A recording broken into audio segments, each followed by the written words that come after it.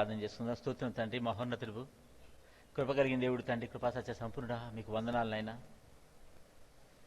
అయా ప్రభా, మీ యొక్క చిత్తాన్ని బట్టి అయా ప్రభా మాకు మీ వాక్యాన్ని వినిపింపచేసే సత్యదేవుడు తండ్రి మీకు కృతజ్ఞతోతున్నాను. వినిపింపజేయు ఆత్మనిచ్చి ఆదుకునే దేవుడు తండ్రి మీకు కృతజ్ఞతోతున్నాను. మా హృదయాన్ని నింపే సత్యదేవుడు తండ్రి మీకు కృతజ్ఞతోతున్నాయినా. అయా ఆరాధనని ప్రభా అయా క్రమంగా ఎలా చేసుకోవాలో, ఏ విధమైన అయా పౌరుషం కలిగిన ఆరాధన ఉండాలో అయా ప్రభా మాకు నేర్పిస్తూ బలపరుస్తున్నారు తండ్రి.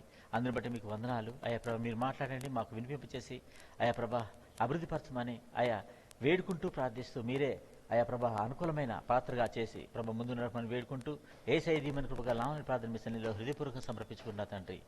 ఆమేన్.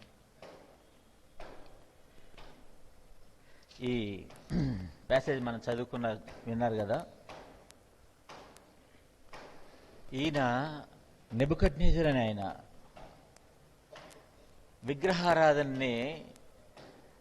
విగ్రహారాధన కోసం అందరినీ రెడీ చేశాడు. అయితే వీళ్ళను కూడా ప్రోత్సహిస్తున్నాడు. మీరు ఒకవేళ ఆ విగ్రహాన్ని ఆరాధిస్తే, నమస్కరిస్తే మిమ్మల్ని వదిలిపెడతాను. మనకి ఇదంతా తెలుసు కాబట్టి అది మొత్తం స్టోరీ చెప్పట్లేదు. మిమ్మల్ని వదిలిపెడతాను, మీరు విడుదల పొందగలుగుతారు అని ఆ ముగ్గురితో చెప్పినప్పుడు, షడ్డక మేషక అబేద్నెగోలతో చెప్పినప్పుడు వాళ్ళ యొక్క స్టాండ్ మనం చూస్తే మనకు ఆశ్చర్యం కలుగుతుంది.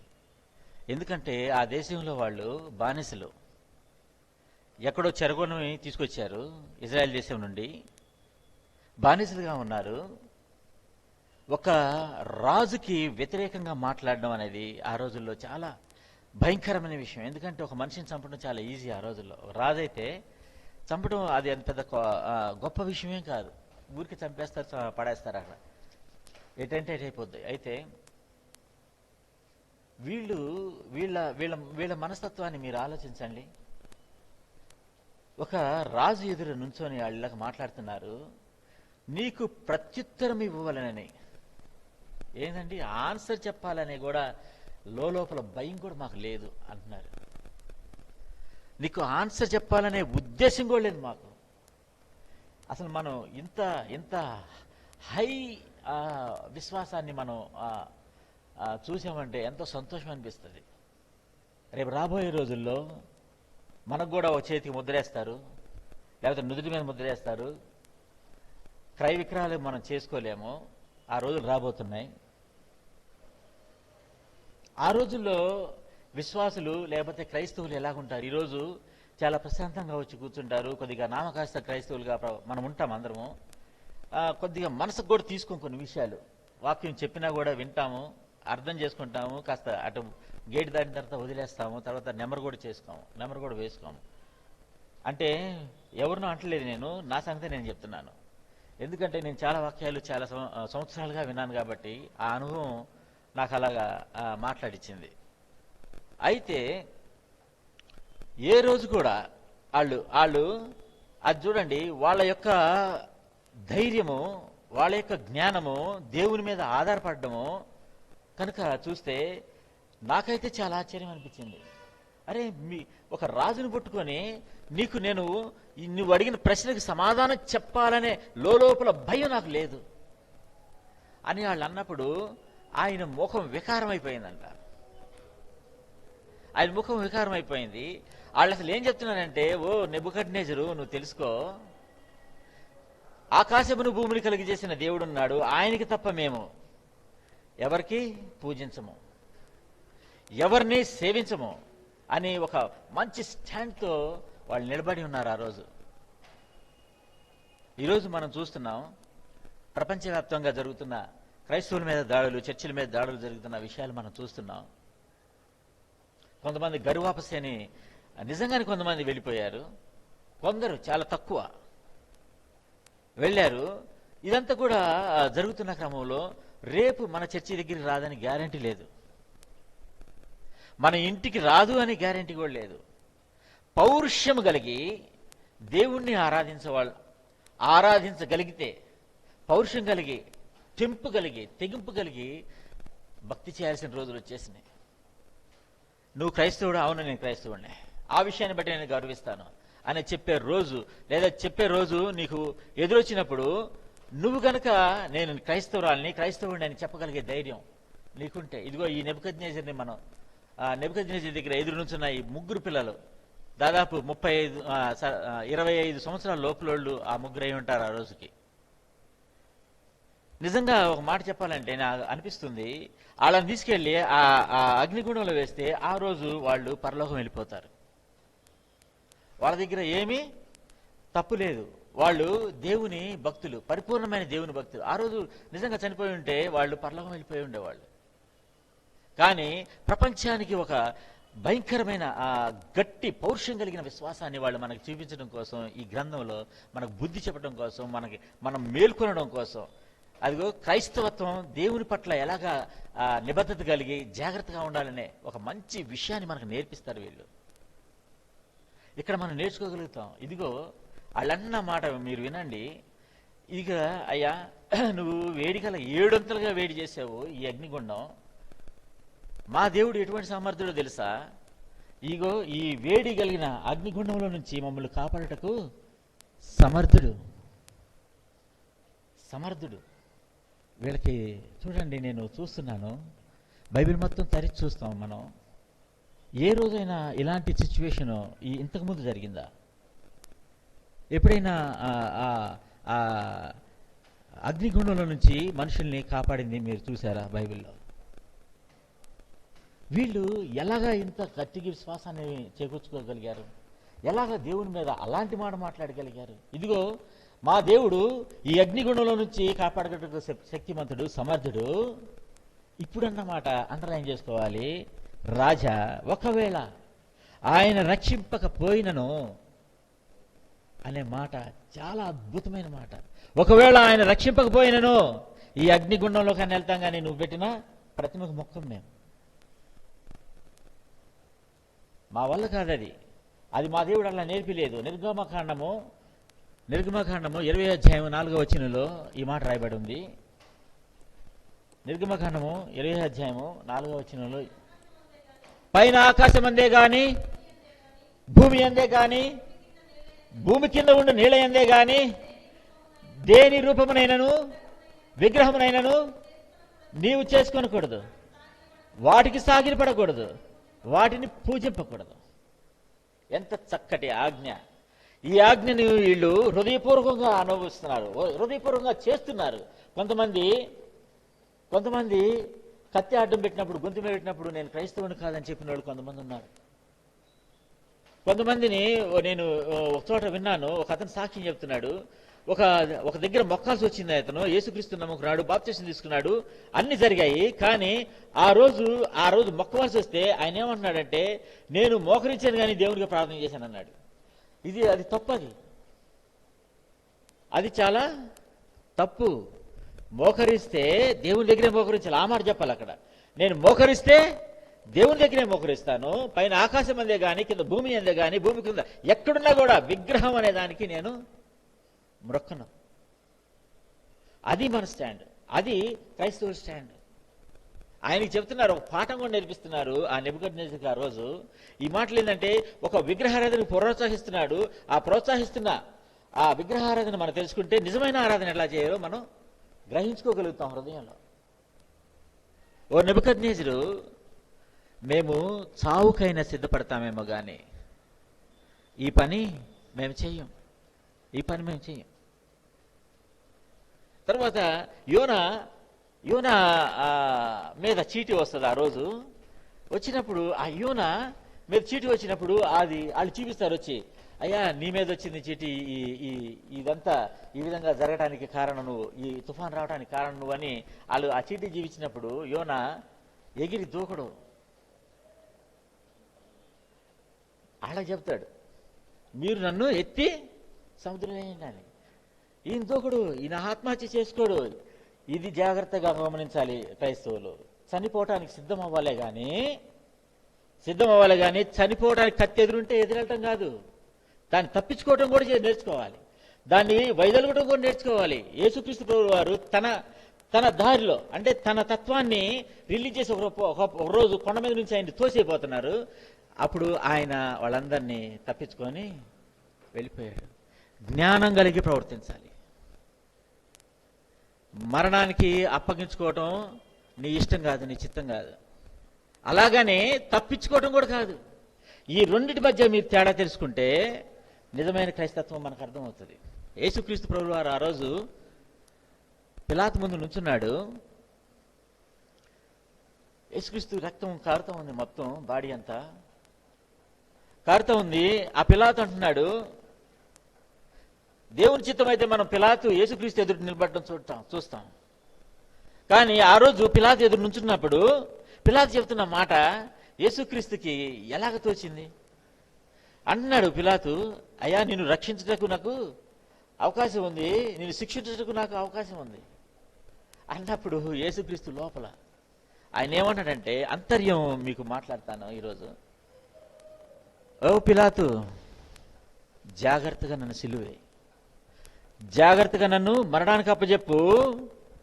నీ వల్ల కాదు, నీ చేతిలో లేదు, పైన దేవుడు ఉన్నాడు, ఆయన ఇచ్చిన అవకాశం ఇది, జాగ్రత్త అని చెప్పినట్టు. ఆయన యేసుక్రీస్తు ప్రభువు వారు మరణానికి ఏమి నేను వస్తాను, మరణాన్ని నన్ను చంపేయండి అని అనలేదు. చాలా జాగ్రత్తగా, ఇది ఆత్మహత్యకి ఇంకొకరు చేసే హత్యకి మధ్యలో ఒక గీత ఉంటుంది, అది జాగ్రత్తగా మెయింటైన్ చేయాలి క్రిస్టియన్. నన్ను చంపు అనకూడదు, చావకుండానే చూసుకోవాలి, జాగ్రత్తగా చావకుండానే చూసుకోవాలి. ఒకవేళ చచ్చిపోయినా కూడా పర్వాలేదు. అది వీళ్ళు మాట్లాడుతున్న మాట, వీళ్ళు ముగ్గురు మాట్లాడుతున్న మాట. ఒకవేళ చనిపోయినా పర్వాలేదు. మనం చూద్దాం, రోమపత్రికలో మాట రాసింది 8వ అధ్యాయం 35వ వచనంలో. రోమపత్రిక 8వ అధ్యాయం 35వ వచనం. ఇది వినండి అందరూ. క్రీస్తు ప్రేమ నుండి మనల్ని విడబాపు వాడెవడు? శ్రమ అయినను, బాధ అయినను, హింస అయినను, కరువైనను, వస్త్రహీనత అయినను, ఉపద్రవమైనను, ఖడ్గమైనను మనల్ని ఎడబాపునా. ఎంత మంచి స్టాండ్ ఈ పౌలు గారిది. ఈరోజు నీ స్టాండ్, నా స్టాండ్ ఇదే అవ్వాలి. నేను యేసుక్రీస్తును విడిచి ఉండలేను, యేసుక్రీస్తుకు విడిచి ఉండడం కంటే చావడం మేలు. ఎందుకంటే యేసుక్రీస్తు ప్రభువు వారు ఒక మాట చెప్పారు, ఒక విచిత్రమైన మాట.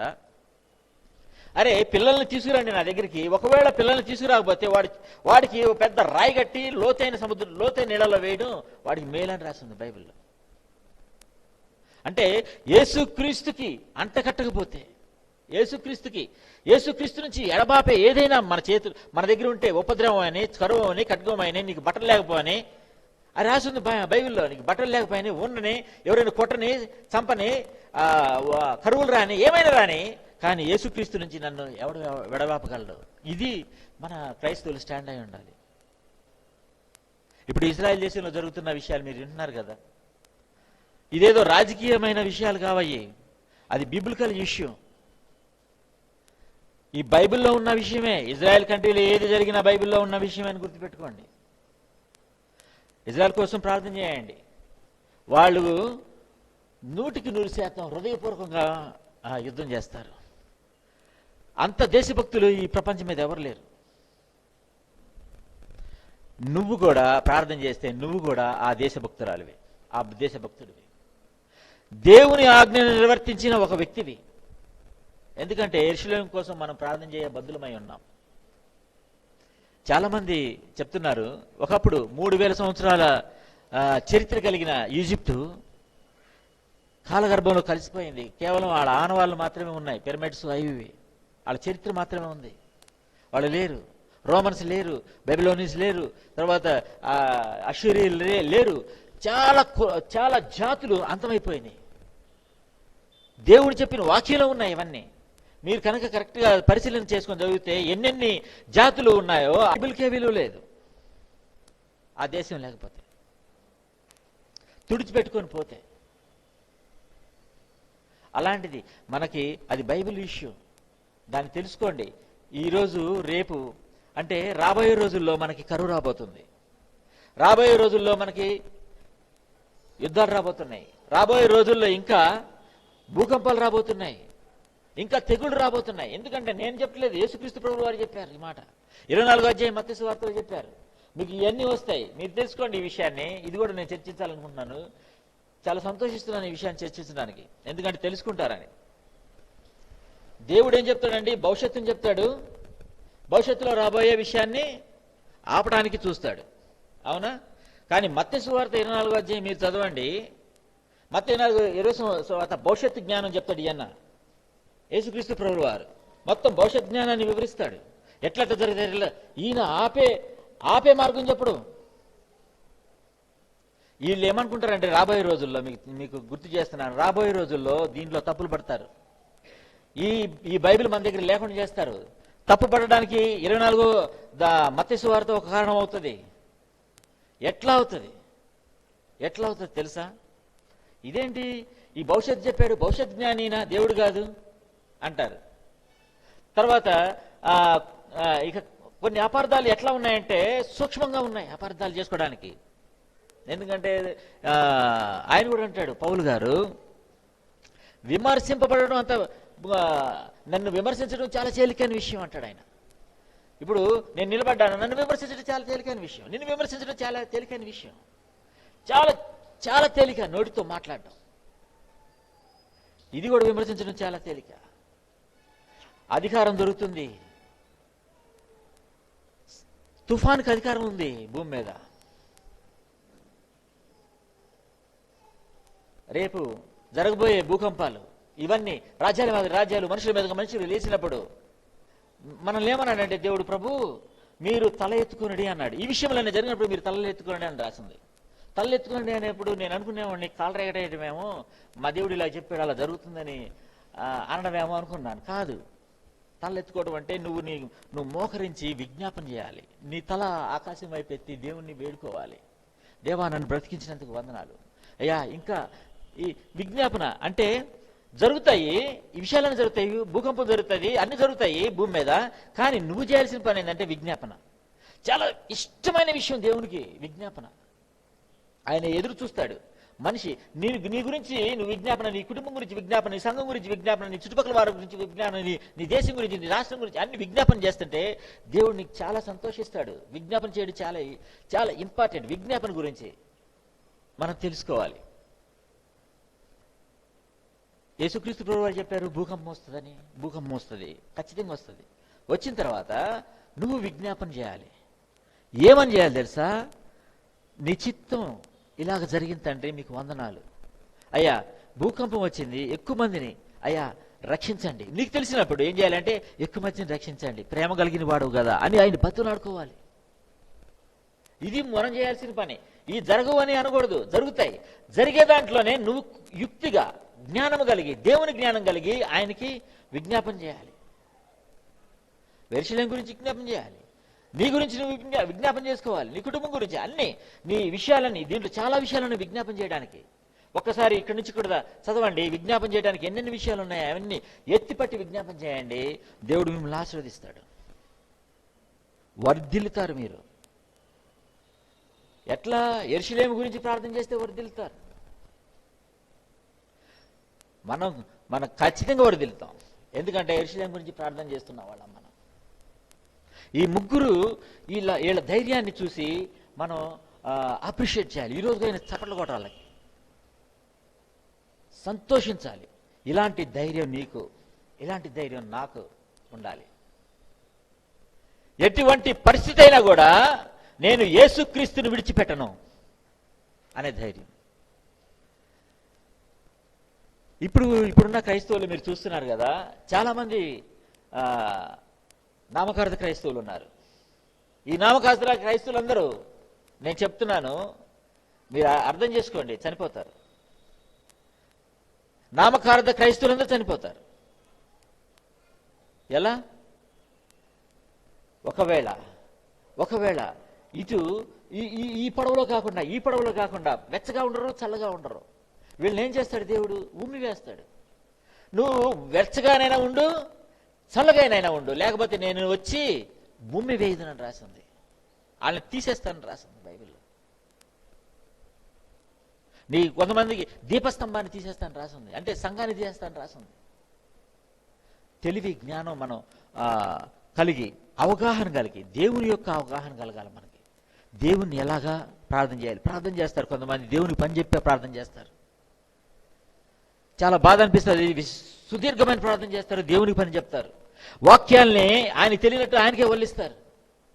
విచిత్రమైన ప్రార్థనలు చేస్తారు కొందరు. అంటే అవగాహన సరిగ్గా లేదు అని నేను అంటున్నాను. దేవుణ్ణి పట్టుకోవటం అవగాహన లేదు. ఇప్పుడు ఒక పొద్దుతిరుగుడు పువ్వు ఉంది, సన్కి ఇలాగా తిరుగుతూ ఉంటుంది, ఇట్లా ఎటు తిరిగినప్పుడు అటు తిరిగినట్లు. అట్లా నువ్వు కూడా యేసుక్రీస్తుకి ఇట్లా తిరగగలవా? అంటే నీ నీ నీ హృదయాన్ని ఆయన వైపు తిప్పుకోగలవా? ఆయన్ని పట్టుకోగలవా? ఆయన్ని ముద్దాడగలవా? ఆయన్ని హత్తుకోగలవా? ఆయనతో నీకు సహవాసం ఉందా?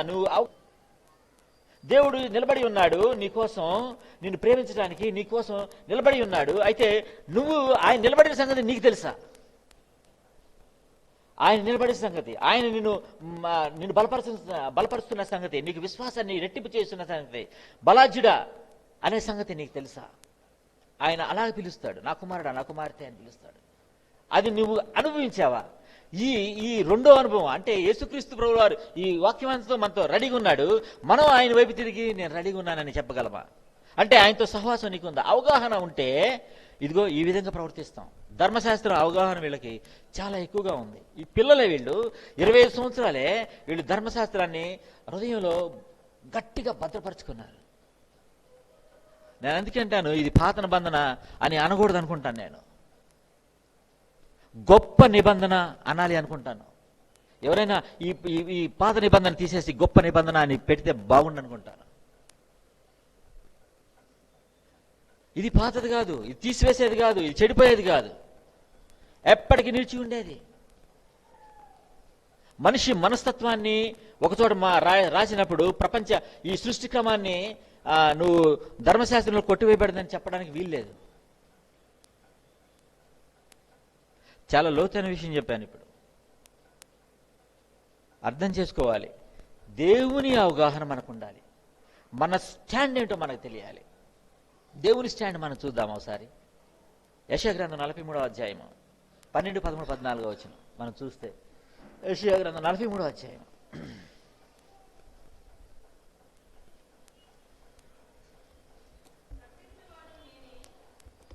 ఇది వినండి. యెషయా గ్రంథము 43వ అధ్యాయము 10వ వచనం నుంచి ఒక్క నిమిషం నేను కూడా తీస్తాను.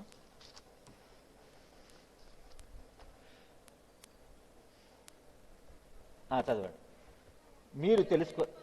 మీరు తెలుసుకొని నన్ను నమ్మి నేనే ఆయనని గ్రహించినట్లు మీరును నేను ఏర్పరచుకుని నా సేవకుడును నాకు సాక్షులు. చూసారా? నాకు ముందుగా ఏ దేవుడును నిర్మింపబడలేదు, నా తర్వాత ఏ దేవుడును ఉండడు. నేనే ప్రభువును, నేను తప్ప వేరొక రక్షకుడు లేడు. ప్రకటించువాడను నేనే, రక్షించువాడను నేనే, దాన్ని గ్రహింపజేసిన వాడను నేనే. అగలమా? ఇంత చక్కని విశ్వాసాన్ని మన హృదయంలో నిండుగా ఉంచుకోగలమా? కానీ ఉండాల్సిందే. ఇంతటి చక్కని విశ్వాసం మనకు ఉండాల్సిందే. ఇలాంటి స్టాండ్ మనకు ఉండాల్సిందే. ఇది ఎదురొచ్చినా నువ్వు నిలబడాల్సిందే. అప్పుడే నువ్వు అంగీకరించబడతావు. అందుకే ఏమంటాడంటే అంతం వరకు సహించిన వాడు రక్షించబడను. అంతం వరకు సహించిన వాడు రక్షించబడను. విగ్రహారాధనకి మనం ఏ రోజు తిరగకూడదు. మనకు తెలియకుండా చాలా విగ్రహారాధనలు అయిపోయినాయి. అంటే వాక్యంలో రాసి ఉన్న విగ్రహారాధనలు చాలా ఉన్నాయి. దేవుని కంటే ఎక్కువగా ప్రేమించుది అది విగ్రహం అవుతుంది. చాలా విషయాలు ఉన్నాయి విగ్రహారాధన. ఇంకా విగ్రహారాధన కంటే భయంకరమైన ఒక పాపం ఉంది. భయంకరమైన పాపం ఉంది భూమి మీద విగ్రహారాధన కంటే పాపం. వీళ్ళు కృత్రిమలు చేసేవాళ్ళు, కృత్రిమాన్ని తయారు చేస్తారు భూమి మీద. దేవునికి వ్యతిరేకమైన విషయాన్ని తయారు చేస్తారు, టెక్నాలజీ పరంగా చేస్తారు. వీళ్ళు చాలా డేంజర్. జాగ్రత్తగా వ్యవహరించాలి ఈ విషయంలో, ఈ టెక్నాలజీ విషయంలో. మనుషులు రాబోయే రోజుల్లో ఈ బైబిల్ లేకపోయినా పర్వాలేదు, నా దగ్గర యాప్ ఉందనుకుంటారు. తర్వాత మీ ఇళ్ళకి వచ్చి ఈ బైబిల్ తీసేసిన తర్వాత యాప్ కూడా తీసేస్తారు. సొంత మాటలు చెప్పలేదు, ప్రభు అయిన యేసుక్రీస్తు ప్రభుల వారు మాట్లాడిన మాట మాట్లాడుతున్నా. చాలా జాగ్రత్తగా ఈ వాక్యాన్ని ధ్యానించాలి. చాలా జాగ్రత్తగా ఈ పిల్లలు ఎంత బాగా వాక్యాన్ని హృదయంలో పెట్టుకున్నారు, షడ్రక్ మేషక్ అబేద్నెగో, అంత జాగ్రత్తగా తెలివితో జ్ఞానంతో ఈ వాక్యాన్ని హృదయంలో పెట్టుకోవాలి. నువ్వు మనం టైం ఉన్నప్పుడల్లా ఇది చదవాలి, గ్రహించాలి, ధ్యానించాలి, అర్థం చేసుకోవాలి. అర్థం చేసుకుంటేనే నీకు నీ తండ్రి విలువ ఏదో తెలుస్తుంది. ఆయన నీ తండ్రి అయితే, నిన్ను కన్నా తండ్రి అయితే, నీ దగ్గర ఉంటే నువ్వు నీ తండ్రికి కావాల్సిన మహిమంతా నువ్వు చేస్తావు. ఆయనకి ఎలాంటి గౌరవం ఇవ్వాలో నువ్వు గౌరవిస్తావు. నువ్వు ఒకవేళ తండ్రి కాని పక్షంలో నువ్వు అంత గౌరవం ఇవ్వలేవు. కొంతమందికి దేవుడు గాని కలుసుకున్నాడు, కొంతమంది దేవుడు తండ్రిగా కలుసుకున్నారు. తండ్రిగా కలుసుకోవటం క్రిస్టియన్ బాధ్యత. హృదయపూర్వకంగా దేవుడు కలుసుకోండి, ఈ వాక్యాలు బాగా చదవండి, హృదయంలో ముద్రించుకోండి. ఇదే అనుకూల సమయం, ఇదే రక్షణ దినం, ఈ రోజులే ఇప్పుడు సమంగా ఉన్నాయి, రాబోయే రోజుల్లాగా ఉండవు. ఇదంతా సొంత మాటలు చెప్పడం లేదు, దేవుని వాక్యం నుండే వాక్యాధారం ఉన్నాయి, ప్రతిదానికి వాక్యాధారం ఉన్నాయి. అయితే నేను ఆలోచిస్తూ మాట్లాడుతున్న మాట ఏంటంటే, పరిశుద్ధాత్ముడు నాకు చెబుతున్న మాట ఏంటంటే, ఇది మీరు ఇప్పుడే చదువుకోండి, ఇప్పుడే హృదయంలో పెట్టుకోండి. దీన్ని, ఈ జీవాన్ని మీ హృదయంలో ఉంచుకోండి, అప్పుడు మీరు బ్రతుకుతారు. నా చెయ్య మిమ్మల్ని అడ్డం పెట్టి ఆపుతుంది అని ప్రకటించారు. అది మీకు కూడా వర్తిస్తుంది.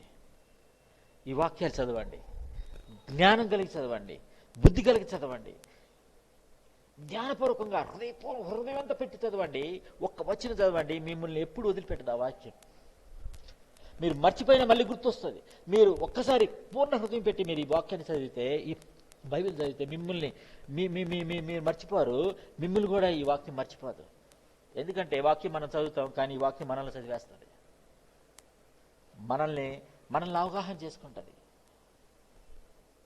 ఎంత అద్భుతమైన దేవుడు అంటే, దృశ్యము అదృశ్యానికి ఎంత వ్యత్యాసాన్ని దేవుడు మనకు చెప్తాడో. ఈ అదృశ్యమైన దేవుడు నీ ఇంట్లోకి వస్తాడు, నీ కళ్ళలోకి వస్తాడు, ఆయన నీ నోట్లోకి వస్తాడు. నువ్వు ఏది తింటున్నావో ఆయన కూడా వచ్చి చెవి పెట్టింటాడు. నువ్వేది చూస్తున్నావో నీ కళ్ళలో కళ్ళు పెట్టి ఆయన కూడా చూస్తాడు నువ్వేం చూస్తున్నావో. ఇది అద్భుతమైన దేవుడు చేసే పని. నీ గురించి నేను అనుకుంటున్నాను, నా గురించి ఇంత బాగా తెలిసి నన్ను ఎట్లా అంగీకరిస్తాడు దేవుడు అనుకుంటాను. అంటే ఒక్క విషయం ఉంది, భయం కలిగి ప్రవర్తించడం మనకి వీలవుతుంది. ప్రభు చెప్పాడు, నీకు వీలవుతుంది కాబట్టే నీకు ఈ ఆజ్ఞలను ఇచ్చాను, నువ్వు చేయగలవు కాబట్టే ఈ ఆజ్ఞలు ఇచ్చాను, నువ్వు చదివి నీ హృదయంలో పెట్టుకోగలవు కాబట్టే ఆ మాట చెప్పాను, ఇది హృదయంలో పెట్టుకోవచ్చు అని. ఇది గ్రహించండి. ఇదిగో రేపు రాబోయే రోజులు వస్తున్నాయి. ఈ షడ్రక్ మేషక్ అబేద్నెగోల్ది మళ్ళీ ధ్యానించండి. వీళ్ళ యొక్క జ్ఞానం, వీళ్ళ యొక్క దేవుని మీద ఆధారపడే విశ్వాసం, వీళ్ళు ఒక రాజుతో మాట్లాడే మాట, అసలు ఎంత చక్కని విషయాలు వీళ్ళు మాట్లాడుతున్నారు అని మీరు గ్రహించండి. మీకు కూడా సంతోషం వస్తుంది లోపల హృదయంలో. మీరు ఆ షడ్రక్ మేషక్ని అబేద్నెగోని అభినందిస్తారు. ఈరోజు కూడా చాలా సంతోషం అనిపిస్తుంది. నేను అందుకే చదువుకున్నప్పుడల్లా చాలా సంతోషిస్తాను. వాక్యం అంతా మనం ఆరాధన చేద్దాం, హృదయపూర్వకంగా చేద్దాం. ఆరాధన హృదయాంతరంగంలో నుంచి చేద్దాం. ఎందుకంటే ఈయన హృదయం లోపల దేవుడు, మనసు లోపల దేవుడు. ఆయన ఏమంటున్నాడంటే, నీ ఆలోచన కంటే ముందున్నావాడిని అంటాడు. అంటే ఆలోచన నీకు రాకముందే నాకు నీ ఆలోచన తెలుసు అంటున్నాడు. అక్కడ ఉన్నాడు దేవుడు మన ఆలోచనల పైన. ఆ దేవుణ్ణి ఆరాధించడం నువ్వెంత తెలివిగా ఆరాధించాలి, నువ్వెంత జ్ఞానంతో ఆరాధించాలి, నీవు ఎంత నిబద్ధతగా ఉండాలి, ఎంత జాగ్రత్త కలిగి ఆరాధించాలి. నోటి మాట జారకముందే జాగ్రత్త పడాలి. ప్రతి మాట గురించి రేపు విమర్శలోకి వస్తుంది. ఒక్క మాట తేడా వచ్చిన ఒకవేళ నువ్వు అనుకోవచ్చు, ఇన్నిసార్లు ఇన్ని మాటలు మాట్లాడాను కనుక నీ తండ్రి దగ్గరికి వెళ్ళి నువ్వు మోకరించి ఒంటరిగా ఉండి ప్రార్థన చేయి, రహస్యమందు చూస్తున్న నీ తండ్రి నీకు ప్రతిమలి వేస్తాడు, నీ తప్పులు అన్ని తీసివేస్తాడు. ఇక ఆ రోజు నుంచి నీ నాలుకని నీ నోటిని నువ్వు అదుపు చేసుకోవడానికి నువ్వు జాగ్రత్త పడు. అంటే విశ్వాస పరిమాణంలో ఇంకా కొద్దిగా పెంచుకో, నిన్ను నువ్వు పెంచుకో. నువ్వు ఎంతగా విశ్వసిస్తావో అంతగా నీ దగ్గరికి వస్తాడు దేవుడు. నువ్వు ఎంతగా విశ్వసిస్తావో అంతగా నీ దగ్గరికి వస్తాడు దేవుడు. మళ్ళీ చెప్తున్నాడు, నువ్వు ఎంతగా విశ్వసిస్తావో అంతగా నీ దగ్గర ఉంటాడు దేవుడు. అది దేవుడు చెప్తున్న మాట. గుర్తుంచుకోండి, జ్ఞాపకం ఉంచుకోండి, ఏ ఉపద్రవమైన యేసుక్రీస్తు నుండి నన్ను వేరు చేయదు. ఖడ్గమైన, కరువైన, వస్త్రహీనతైన, ఉపద్రవమైన, ఏమైనా, ఎవరైనా కొట్టినా, తిట్టినా, తుమ్మేసినా, ఆఖరి చివరి చంపినా యేసుక్రీస్తుని నేను విడిచిపెట్టను అనుకునే భయంకరమైన మంచి విశ్వాసం కలిగే విశ్వాసమై మనం ఉండాలి. ఇదే దేవుడు ఈరోజు మనతో మాట్లాడుతున్న మాట. దీన్ని ఆధారం చేసుకొని మన ఆరాధన చేద్దాం. మనందరం దేవుడు తన పరిశుద్ధ వాక్యాన్ని మన వినికిడిలో దీవించి ఆశీర్వదించి బలపరచును కాక. మెయిన్ అందరం కళ్ళు మూసుకుందాం. నేను ఆరాధిస్తాను, ఆ తర్వాత ఒక్కొక్కరుగా వ్యక్తిగతంగా ఆరాధించడానికి ముందుకు రండి. కృతజ్ఞతాస్తోత్రం తండ్రి, మీ హెచ్చరికలు అయ్యా అద్భుతాలు తండ్రి. మేము ఆ హెచ్చరికలు తీసుకొని సరైన పద్ధతిలో అయ్యా మా నిలకడ అయిన జీవితాన్ని ప్రభా మేము జీవించడానికి మీరు అవకాశాన్ని, అనుకూలాన్ని, సమయాన్ని ఇచ్చినందుకు మీ కృతజ్ఞతాస్తోత్రం నాయనా. అయ్యా ఇదిగో షడ్రక్, మేషక్, అబేద్నెగో అనేవారు మా ముందుకు తీసుకొచ్చారు తండ్రి. అయ్యా ఎంత చక్కని మాట. ఆశీర్వాదాలు ఇస్తేనే దేవుడు కాదు, రక్షిస్తేనే దేవుడు కాదు, యజ్ఞం నుంచి రక్షిస్తేనే దేవుడు కాదు, రక్షించకపోయినా దేవుడే అనే ఒక మంచి అయ్యా బలం కలిగిన మాటని హృదయంలో ఉంచుకోవడానికి సహాయం చేస్తున్న దేవా మీ కృతజ్ఞతాస్తోత్రం నాయనా. అవునా తండ్రి, ఎటువంటి పరిస్థితి వచ్చినా యేసుక్రీస్తుని విడిచిపెట్టని హృదయాన్ని మాకు ఇవ్వండి తండ్రి.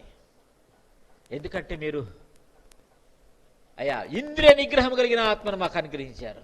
అందుని బట్టి మీ కృతజ్ఞతలు తెలియజేసుకున్నాను తండ్రి. నీ బిడ్డలందరినీ ప్రభా ఆశీర్వదించండి, బలపరచండి, స్థిరపరచండి తండ్రి. అందుని బట్టి మీ కృతజ్ఞతలు. ఈ సమయం ఇచ్చినందుకు మీ కృతజ్ఞతలు. నీ మాటలు ప్రకటించడానికి అవకాశం దయచేసినందుకు మీ కృతజ్ఞతలు.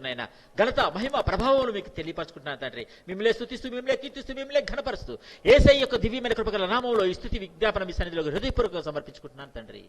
ఆమేన్.